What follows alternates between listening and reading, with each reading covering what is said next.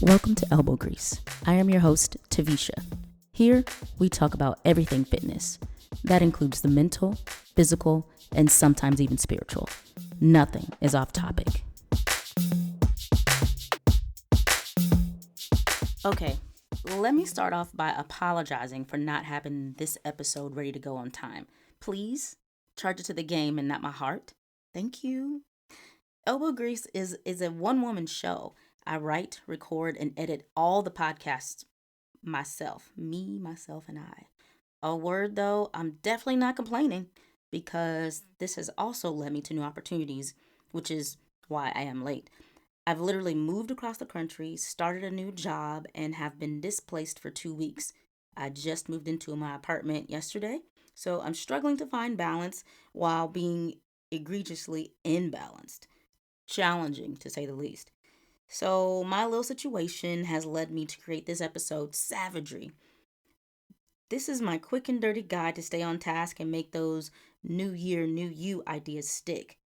Side note though, in layman's terms, it's called a New Year's resolution. I don't like to call it that because it's so cliche to me, and in my opinion, growth and resolution seeking should be an ongoing process and not just a once a year thing. However, I want to give a quick shout out to those of you who started a New Year, New You program. More power to you. Thank you. I appreciate it. And because of that, starting that New Year, New You, you joined the gym. So it's a win-win situation for you and me. So let's keep this thing going, shall we? So, like I mentioned before, this is a shortened episode because it's the busiest time of year for trainers. And as I mentioned earlier, I'm still discombobulated and readjusting to life on the West Coast.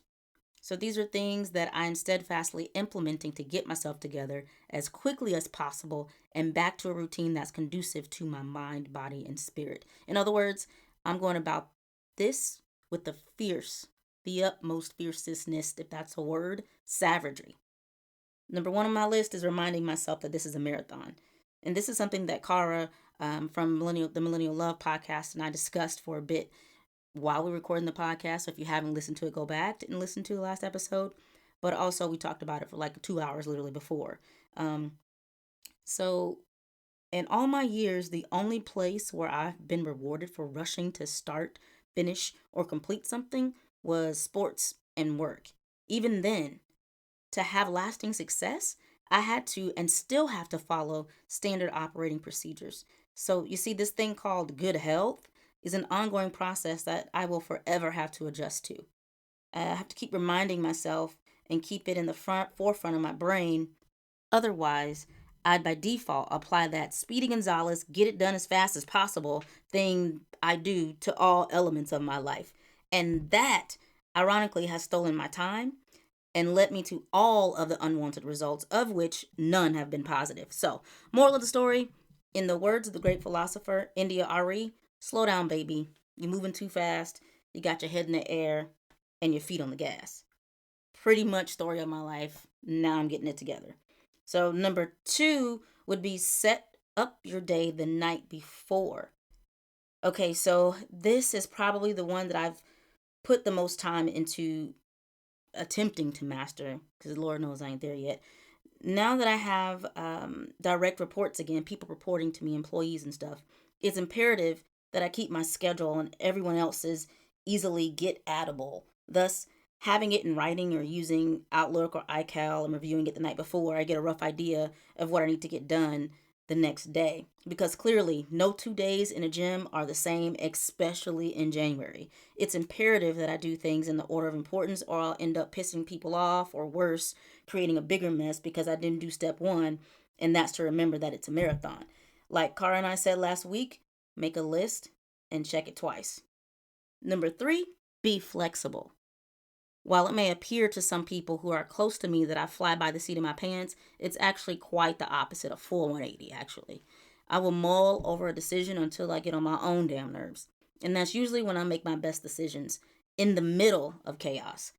Every time I drive across the country, it's my 3rd time now, I always have some sort of epiphany. I rarely appreciate something in the moment. It always manifests later when I'm randomly and probably not intentionally putting it into practice. It's something that I can now admit to. So Being flexible is a newly acquired skill, especially as it pertains to relationships. And it feels good. For you, it may manifest in the food you eat because you're trying to quote unquote diet, and only eating salads all day ain't gonna take you but so far. Or it could be working out at different times of the day or finding different ways to work out. Whatever it is, committing to bettering yourself or improving doesn't have to be one way. It can be the other way sometimes too. So those are my top three. If you've been looking into ways to stay on it this year and not have a repeat of the past, I don't know how many years, by week three, which we're rolling into right now, January, um, it hasn't been successful, but you found something that you may have found to be successful, drop me a line. I want to share it with all of my listeners. Like I always say, the first step can be the toughest. It's the new year, so I know you've gotten that first step, that one, in motion. So let's keep up the good work. That's why elbow grease exists, to help keep us going. We all need a little motivation at times. As always, I want to encourage you to hit me up via email or social media. The email is elbowgreasepod@gmail.com. And social media is Taversha, still ratchet, still spelled with the R, but I'll spell it again in case you missed it before. T as in Tom, A V as in Victor, ERSHA, spelled Taversha, pronounced Tavisha. That's Instagram, Snapchat, Twitter, and Facebook, basically any social media. Or you can add the podcast handle. We do follow back.